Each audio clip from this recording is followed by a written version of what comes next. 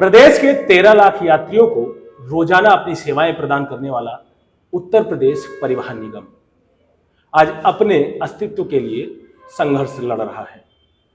अपनी लड़ाई को जिस तरीके से चला रहा है, देखते बनता है कि जैसे मध्य प्रदेश परिवहन निगम अपने अस्तित्व की गहराइयों में डूब गया, वैसे ही आने वाले दिनों में उत्तर प्रदेश परिवहन निगम का भी हाल होने वाला है। आज हमारे साथ मौजूद हैं सेंट्रल रीजनल वर्कशॉप कर्मचारी संघ के प्रांतीय महामंत्री जसवंत सिंह जी, जिनसे हम ज्यादा जानकारी जानेंगे कि उत्तर प्रदेश परिवहन निगम में कौन कौन सी ऐसी समस्याएं हैं जो अस्तित्व को खत्म करने पर आ चुकी हैं और कैसे कर्मचारी अपने शोषण से निजात पा सकता है परिवहन निगम के अधिकारियों से। स्वागत है आपका सर नेशन स्टेशन में। धन्यवाद। सबसे बड़ा सवाल है, चूंकि कर्मचारी लगभग हम अगर बात करें तो आंदोलित रहते हैं परिवहन निगम में, तो आंदोलन की कोई बड़ी वजह? देखिए, किसी भी उद्योग, संस्था, परिवार, किसी को भी चलाने के लिए उस परिवार में, उस उद्योग में, जैसे उदाहरण आप सेना का ले सकते हैं जी। सेना का हर जवान देश की आज़ादी के लिए, देश की रक्षा के लिए अपने प्राण भी हथेली पे लेके चलता है। बिल्कुल। मैं सम्मान करता हूं भारतीय सेना का, लेकिन चूंकि मेरा परिवहन निगम है जी, क्या अगर सेना का जवान बॉर्डर पे रहता है तो हमारा चालक परिचालक भी, कोहरा हो, बरसात हो, दिन हो, रात हो जी, आपके चैनल के माध्यम से प्रदेश की जनता को कहना चाहता हूं कि एक परिवहन निगम ही एक ऐसा निगम है या संचालन में ऐसा पार्ट है जी, जो ना तो कोहरे में रुकता है, ना बरसात में रुकता है, ना आंधी में, ना तूफान में, ना दिन में, ना रात में। जी, संतुष्टि की जरूरत है जी। आज हमारा कर्मचारी अपने आप को मतलब इस तरीके से ठगा हुआ महसूस कर रहा है जी, उसकी कोई अधिकारी सुनने को तैयार नहीं है। जी, तमाम प्रकार के शोषण और उत्पीड़न, जिसको मैंने कई बार कहा है कि चरम सीमा पर है। जी, छोटी छोटी रिकवरियां चालक परिचालक देगा। जी, अब आप देखिए कि इनकम जो एक पार्ट है इस परिवहन निगम को चलाने का, उसकी जिम्मेदारी किसकी है? जी, कंडक्टर की। जी, गाड़ी का डीजल औसत अच्छा है, डीजल खपत कम हो, पैसा बचे, जिम्मेदारी किसकी है? चालक की। जी, दुर्घटना ना हो, चालक की जिम्मेदारी है। जी, अगर डैमेज बाय द वे हो ही गई, दुर्घटना नाम ही इसलिए कहा है कि वो समय ही खराब था जिसमें दुर्घटना हो गई जी, और उस दुर्घटना में यदि नुकसान हो जाता है गाड़ी का तो उसकी भरपाई चालक करेगा। जी, और संतोष के नाम पे वो जब ड्यूटी से जाने लगेगा जी, तो उसको 4 बातें पकड़ाई जाएगी कि डीजल अच्छा आना चाहिए, यात्रियों से मधुर व्यवहार होना चाहिए, आपको इस तरीके से करना चाहिए, आपको इस तरीके से करना चाहिए। ये मैं नॉर्मल बता रहा हूं, लेकिन इन 4-5 बातें जो बताई जाती है उसके पीछे धमकी होती है जी, कि अगर ऐसा नहीं हुआ तो ये होगा, अगर ऐसा नहीं होगा तो टेंशन तो उसको शुरू से ही रहती है। जी, संतोष नहीं है, रिकवरियां तमाम प्रकार की जा रही है, गाड़ियों में परिवर्तन किया जा रहा है तो धनुगाई की जा रही है। हर आदमी, यहाँ मैंने एक बीच में अपनी बात कही थी कि रक्त बीज का एक उदाहरण है, इस वाक्य का प्रयोग किया गया हमारे शास्त्रों में जी, कि उस असुर का वध किया जाएगा जी, तो उसका जब रक्त गिरेगा तो उस जमीन में तमाम असुर पैदा हो जाएंगे। जी। इस परिवहन निगम के अंदर भ्रष्टाचार एक बहुत बड़ा कारण है जिससे कि परिवहन निगम अपनी उन्नति को तरस रहा है और साथ ही साथ एक हमारे ही कर्मचारियों वर्ग की लोग, एक बड़ा सेक्टर दलाली का शुरू हो गया है जी। वो घूम फिर करके उसका कोई उपचार कराने की बजाय उसको धनुगाई में धौंस देते हैं। वो 8-10 हजार का एम्प्लाई अपनी जब भरपाई के लिए, अपने काम के लिए पैसा देता है तो घर कितने ले जाता है, तो वह संतोष है। इस कर्मचारी संतुष्ट नहीं है। दूसरा, मैनेजमेंट की बहुत कमजोरी है। जी, मैंने सन 7686 से मैंने परिवहन निगम को देखा है।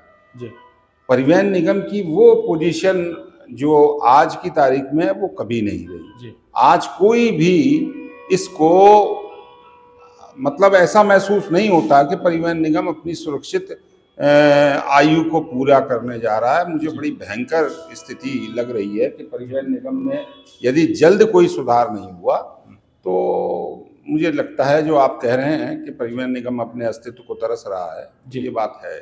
जी महामंत्री जी, सबसे पहले मैं ये जानना चाहता हूँ कि परिवहन निगम में कितने संविदा कार्मिक हैं और कितने नियमित कार्मिक हैं जो अपनी परिवहन निगम को रोजाना सेवाएं देते हैं? मेरा अनुमान है कि लगभग 13,000 के समथिंग नियमित कर्मचारी हैं जी और चालक परिचालक इस समय 30-32 हजार हैं जी संविदा के। जी और आउटसोर्सिंग के मेरे ख्याल से पूरे प्रदेश के अंदर जो वर्कशॉपों में ऑफिस वगैरह में काम करते हैं उनकी संख्या लगभग 5-6 हजार है। लगभग 55 हजार से की संख्या है कि परिवहन निगम में लोग काम कर रहे हैं। हाँ, 3/4 संविदा आउटसोर्सिंग है और 1/4 नियमित कर्मचारी। तो किस प्रकार से इनको वेतन दिया जाता है? क्या इनके आहरण की व्यवस्था है और क्या वेतन में भी कोई ऐसी रुकावटें आती हैं जो संविदा कर्मचारी को फेस करनी पड़ती हैं? देखिए, पहली बात तो ये कि हमारी मांग है कि 2012 में हमसे ही समझौता हुआ था। आलोक कुमार जी हमारे माननीय प्रबंध निदेशक महोदय थे जी। 12 में 1 रुपया प्रति किलोमीटर के हिसाब से तय हुआ था और 10% अब परिवहन निगम या जो कह लीजिए कि मेहनत को ना देखते हुए केवल कटौती ही करनी है तो उसको 5 से लेके 10 मान लेते हैं, वो उसके अंदर संशोधन है। लेकिन 10% तो नियमित कर्मचारियों की महंगाई भत्ता लगभग बढ़ता ही है जी। तो उस हिसाब से मेरा अनुमान है कि 2 रुपया 65 पैसा प्रति किलोमीटर चालक परिचालकों को दिया जाना चाहिए जी। आउटसोर्सिंग पे जो भी कर्मचारी रखे गए हैं उनको अगर वो स्किल्ड हैं या नॉन स्किल्ड हैं तो उनको राज्य कर्मचारी की जो राज्य सरकार के द्वारा न्यूनतम मजदूरी है वो मिलनी चाहिए जी।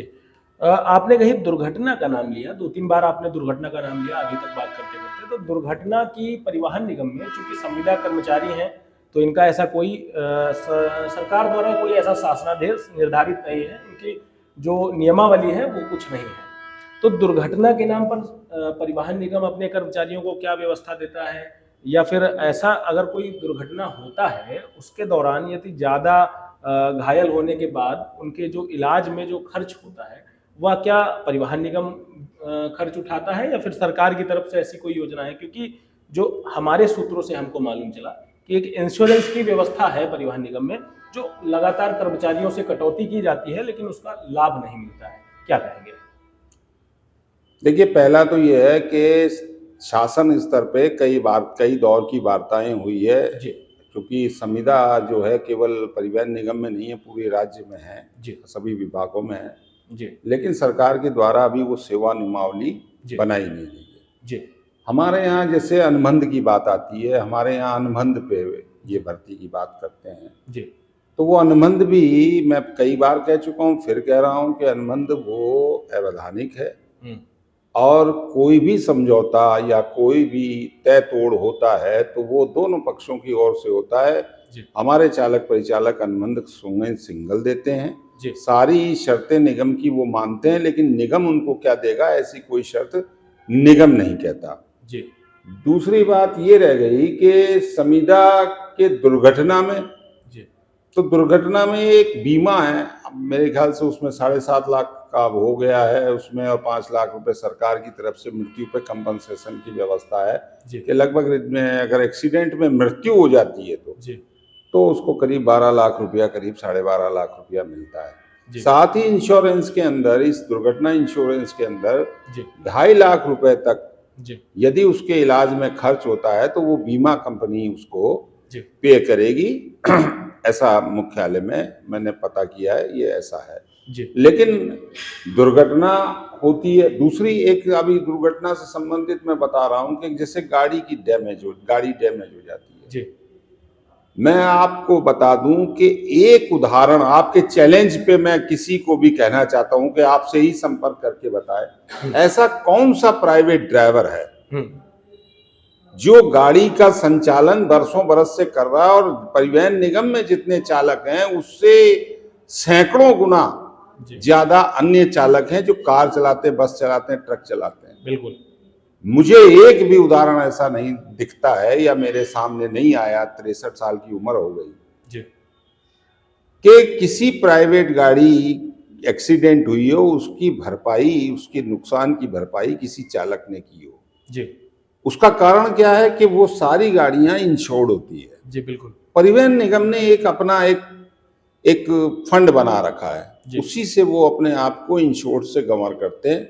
जी ये यात्रियों को तो भुगतान कर देते हैं, हम्म, ये मानते हुए कि दुर्घटना हुई है, जी लेकिन मेंटेनेंस के नाम पे, जी चालक से वसूली करने के नाम पे, हम्म, जब अगर बाय द वे ये फंड ना होता परिवहन निगम का, इंश्योर्ड होती गाड़ी, जी तो इंश्योर्ड होती गाड़ी तो इंश्योरेंस पैसा देता ना। जी लेकिन वही 10-12 हजार का चालक जी वो भरपाई भी करता है, बनवाता भी है।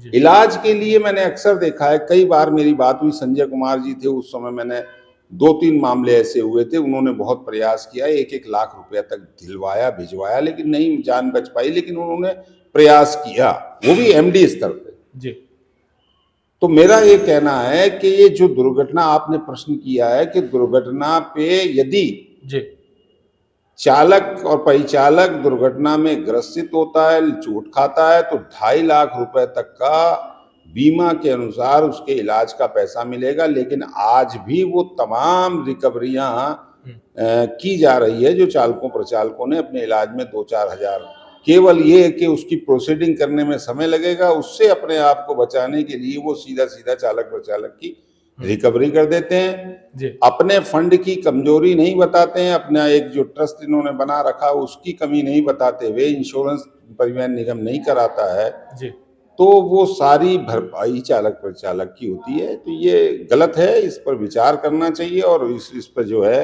जी ऐसी कार्रवाई होनी चाहिए कि छोटे तबके का कर्मचारी जो अपना परिवार ही पालने में अक्षम है, जी उससे तमाम प्रकार की रिकवरियां नहीं होनी चाहिए। सर, बड़ा सवाल है क्योंकि आपने एक मुद्दा उठाया था और अक्सर उठाते रहते हैं कि जो मृतक आश्रित हैं उनके मृतक आश्रितों की जो भर्तियां हैं वो लगभग 3 महीने के अंदर कोर्ट के आदेश हैं उनको संपन्न किए जाने चाहिए। और दूसरी एक जो बड़ा मुद्दा आपने अभी उठाया था, हाल में उठाया था, कि 2001 तक के संविदा कर्मचारियों के नियमितीकरण के आदेश सरकार द्वारा प्रस्तावित किए गए थे। उसके बावजूद भी परिवहन निगम उन पर अपने जो है ध्यान आकर्षण नहीं करके उनको अभी हिला हवाली में लटकाया हुआ है। तो इस पर आप चैनल के माध्यम से प्रबंध निदेशक महोदय से क्या कहना चाहेंगे? देखिए, कल मैंने एक पोस्ट लिखी थी एमडी साहब को, जी मैं पुनः आपके चैनल के माध्यम से बता देना चाहता हूँ। जी पहली बात तो ये है कि प्रबंध निदेशक महोदय कृपया बताना चाहेंगे जी जी कि परिवहन निगम में उत्तर प्रदेश शासन सरकार के आदेशों का पालन होता है या नहीं। जी अगर होता है जी तो वर्ष 2014 का एक आदेश है जो कि हाई कोर्ट के निर्णय के बाद सरकार ने उस पर निर्णय लिया। आदेश है वो, जी कोई वो सहमति अहमति नहीं है, आदेश है। जी उस आदेश में कहा गया है कि चाहे पद हो या ना हो, चाहे वित्तीय संकट हो, चाहे उसको पद सर्जित करना पड़े, जी चाहे उसको ऊपर या ऊपर पद पे भी अगर उसकी क्वालिफिकेशन के आधार पे है तो उसको ऊपर पद पे अगर रखा जाए, लेकिन मृतक आश्रितों को 3 माह के अंदर निश्चित तौर पे ज्वाइनिंग दे दी जाए नियमित कर्मी के रूप में। सर, संविदा कर्मचारियों को नौकरी से निकालने का, क्योंकि अब ये बड़ा चलन बढ़ गया है कि अधिकारियों का मूड ऑफ हुआ और कर्मचारी की नौकरी चली गई। तो ये बड़ा सीधा सवाल है, अगर किसी ने अपने हित की बात अगर किसी अधीनस्थ अधिकारी के सामने रख दी तो सीधे उसको नौकरी से बर्खास्त कर दिया जाता है, उसको घर का रास्ता दिखा दिया जाता है। जबकि योगी सरकार रोजगार के सृजन और रोजगार की बढ़ावे पर बात कर रही है, तो इस पर क्या कहना चाहेंगे सर?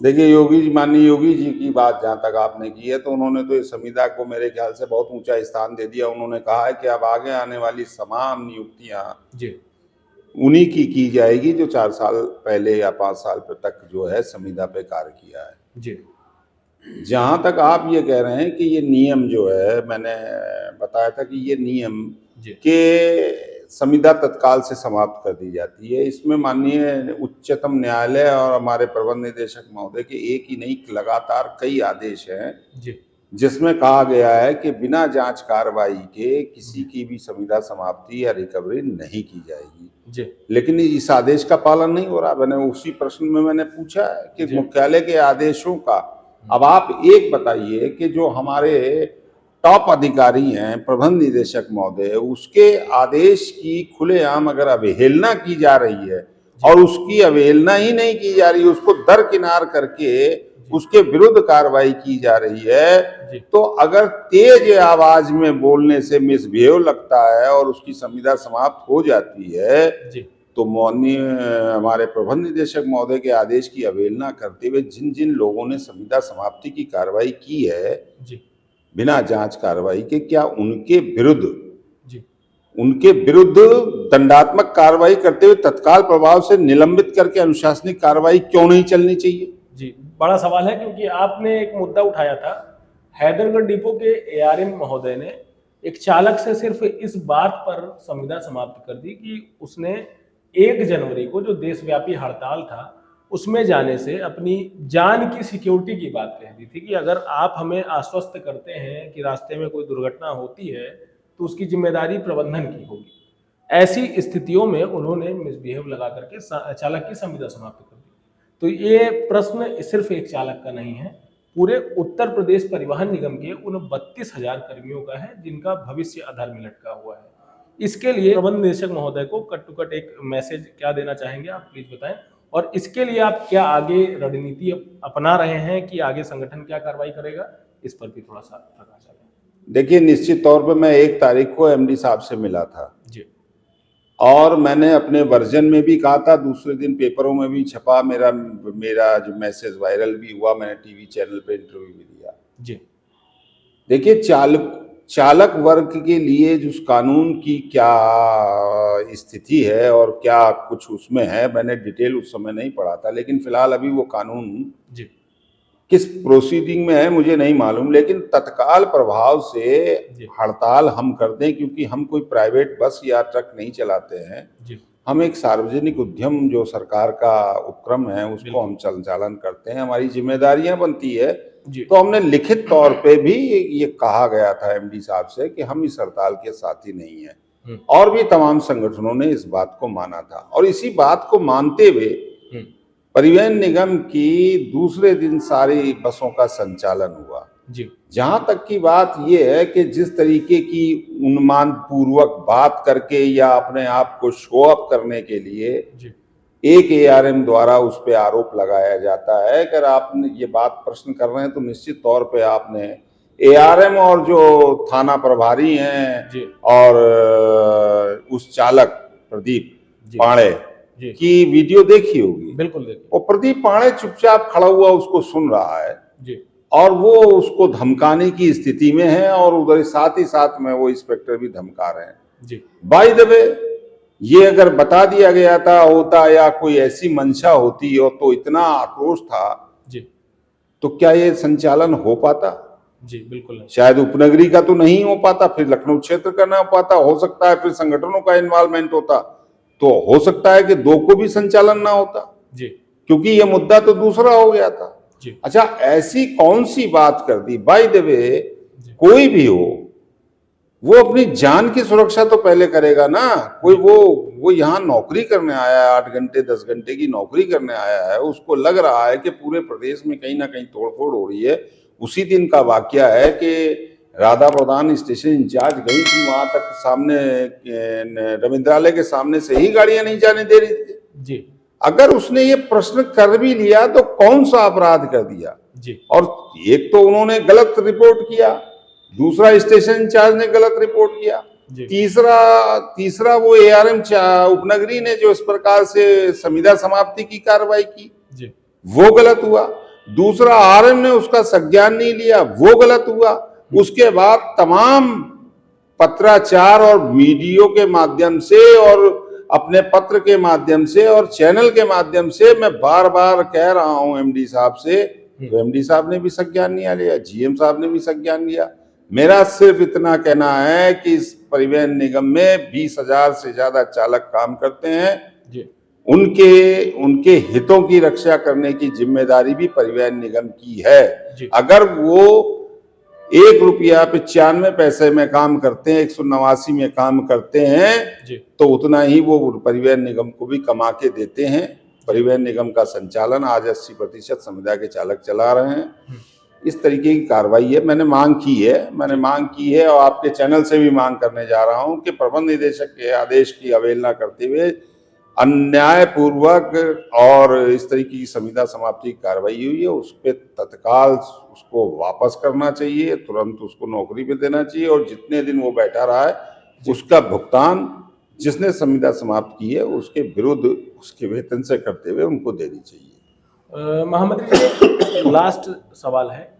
सबसे बड़ा जो परिवहन निगम चूंकि आय समेकित करता है, सरकार को राजस्व उपलब्ध कराता है, लेकिन सरकार को वो सबसे ज्यादा यात्री कर के रूप में टैक्स का भुगतान करता है। प्राइवेट जो संचालक हैं बसों के, वो कम टैक्स देते हैं सरकार को, और परिवहन निगम जो कि सार्वजनिक उद्यम है उससे ज्यादा टैक्स वसूल किया जाता है। साथ ही एक बड़ा जो सवाल है कि चालकों और परिचालकों पर लोड फैक्टर को लेकर अत्यधिक मानसिक दबाव बनाया जाता है, जिससे कई बार ये देखा गया, कई तरह की दुर्घटनाएं हुई, कई चालकों ने, कई परिचालकों ने अपने साथ कुछ गलत काम कर दिए, जिससे कि उनके परिवार को बाद में भुगतना पड़ा। इस पर क्या कहना चाहेंगे? किस तरीके से परिवहन निगम की आय को बढ़ाया जा सकता है? क्योंकि डग्गा मार व्यवस्था जिस तरीके से हावी है, उसे किस तरीके से रोका जा सकता है और उसको रोककर किस तरीके से परिवहन निगम की आय बढ़ाई जा सकती है? इस पर लास्ट देखिए, सबसे बड़ी बात तो ये है कि वो जो चालक परिचालक हमारा किन परिस्थितियों में और कितने पैसे में काम कर रहा है, ये आप सभी लोग जानते हैं, हम भी जानते हैं जी। बहुत कम आय में वो काम करता है और उसको लगता है कि उसकी पारिश्रमिक जो है उसका बहुत कम है जी लेकिन घर की जिम्मेदारियां, परिवार की जिम्मेदारियां उसको वो काम छोड़ने के लिए ऐसा दबाव बनाती है कि वो काम छोड़ नहीं पाता क्योंकि उसके पास जिम्मेदारियां हैं। जी दूसरी बात आपकी ये रही कि जैसे रिकवरियां उनकी हो जाती है। डंगामार संचालन के संबंध में तो लिखते लिखते बोलते बोलते हम परेशान हो गए। जी, कार्रवाई के नाम पर सिर्फ खाना पूर्ति होती है। दूसरी चीज ये है, सबसे बड़ी बात, जी। परिवहन निगम पता नहीं क्यों नहीं सुनता, हमारे प्रमुख सचिव महोदय क्यों नहीं समझते इस बात को। जी। सरकार को भी समझना चाहिए कि हम एक बहुत बड़ा, लगभग मुझे मालूम है बिजली पानी और अतिरिक्त कर और यात्री कर और पैसे रोड टैक्स वगैरह सब मिला करके हम लगभग 600 करोड़ से 700 करोड़ के बीच में हम टैक्स देते हैं जी। 300 करोड़ के आसपास तो हम अतिरिक्त कर देते हैं। अतिरिक्त कर का मतलब ये है कि हमारी बसों में जो टैक्स लिया जाता है जी। वो कोई दो माह 3 माह या साल का ऐसा नहीं होता है जी। हमारे यहाँ तो सीट वाइज जो गाड़ियां, हमारी नंबर ऑफ गाड़ी जितनी लिखी है, अगर वो वर्कशॉप में खड़ी है या सड़क पे खड़ी है या कहीं भी खड़ी है किसी भी कारण से जी, लेकिन हमको टैक्स के रूप में उनको सीट वाइज टैक्स देना होता है। ये बड़ा अन्याय है हमारे साथ जी। तो 300 करोड़ यदि अगर हमारा रोका जाता है, टैक्स में जाता है, तो हमारा एक बहुत बड़ा पार्ट जो इनकम का होता है वो उस टैक्स में चला जाता है, जबकि वो टैक्स कम देते हैं और डंगामारी करते हैं। डंगामारी पे बार बार समीक्षाएं हुई है। डंगामारी सीधी सीधी सी है कि स्टेज कैरिज का परमिट नहीं होता है। जो भी गाड़ियां हैं, जितनी भी गाड़ियां हैं, उनको ट्रेवलिंग का और बुकिंग का है। आज वो तमाम, मैं कहना चाहूंगा एमडी साहब से, क्या कहना, मैं माननीय मुख्यमंत्री से कहना चाहूंगा, इतनी ट्रेवल्स एजेंसियां खुली हुई है, ऑनलाइन बुकिंग हो रही है और स्टॉपेज वाइज हो रही है, तो क्या स्टेज कैरिज परमिट है वो कि बुकिंग का परमिट है? तो ये सब चीजें आ रही है, लेकिन इस पे परिवहन निगम विचार नहीं कर रहा है। परिवहन निगम को जो कार्रवाई करनी चाहिए अपने अस्तित्व को बचाने के लिए, जिससे हमारा अस्तित्व डगमगा रहा है, उसके लिए उसको संघर्ष करना चाहिए। और साथ ही साथ मैं एक चीज और कहना चाहूंगा कि हमारे यहाँ एक बड़ी मात्रा में, मुझे लगता है कि लगभग 200 करोड़ रुपए से कम तो नहीं, 200 करोड़ इससे अधिक ही की हम सालाना स्पेयर पार्ट्स की खरीद करते हैं। और आज मेरे ख्याल से कहीं भी आप चैनल में आप चलते ही रहते हैं, पूरे प्रदेश का दौरा करते हैं, सिर्फ एक ही प्रश्न करके समीक्षा 15-20 दिन 25 दिन का एक जो आपके पत्रकार और हैं, आप चाहें तो 2 ही दिन में कर सकते हैं। इसमें आप जाके पूछ लीजिए परिवहन निगम के स्टाफ से या वर्कशॉप के स्टाफ से या फोरमैन से, जिससे भी आप पूछेंगे वो कहेंगे स्पेयर पार्ट है ही नहीं। तो ये इतना पैसा जा कहां रहा है जी। और सबसे बड़ी बात, जैसा आपने बताया कि 13 लाख जी, हम प्रत्येक तीसरे दिन जी हमारे यहाँ एक गाड़ी नीलाम हो जाती है किलोमीटर वाइज जी, क्योंकि 36 लाख किलोमीटर हम रोज चलते हैं। 12 लाख जो है, 12 लाख रुपया, जो 12 लाख पे एक गाड़ी रिटायरमेंट का समय है, अवधि है जी, तो पर डे एक गाड़ी हमारी नीलाम हो रही है जी जी बिल्कुल। और हमने गाड़ियां कितनी खरीदी?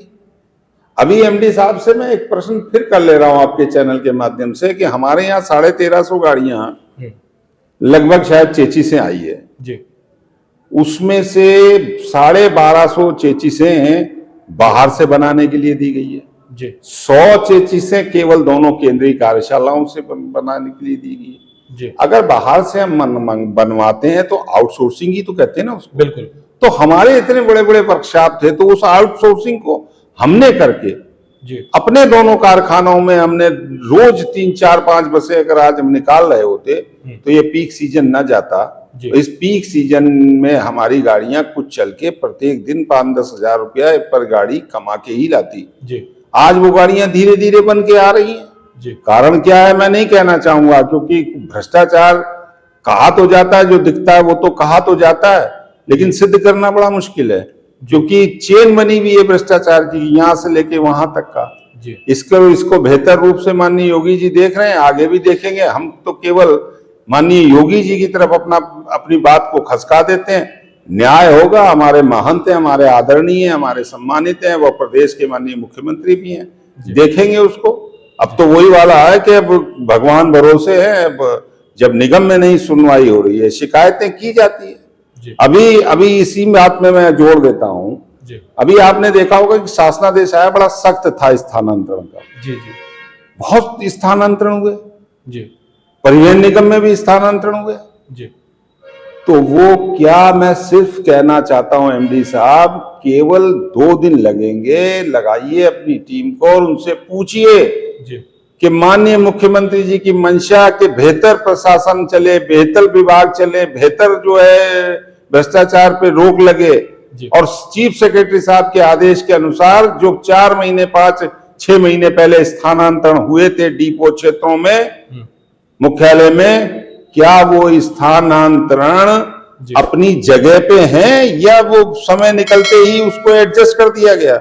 अगर एडजस्ट कर दिया गया तो कारण तो होगा कि धन लाभ था, कि दबाव था। ऐसा एक महामंत्री जी बदायूं डिपो का भी मामला हमारे संज्ञान में आया था, जो आपने अभी बात कही है।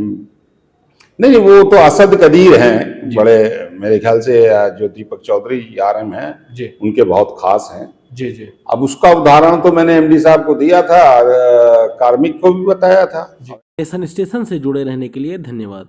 चैनल को लाइक, शेयर, सब्सक्राइब करना ना भूलें। लगातार ताज़ा तरीन खबरों के लिए देखें नेशन स्टेशन।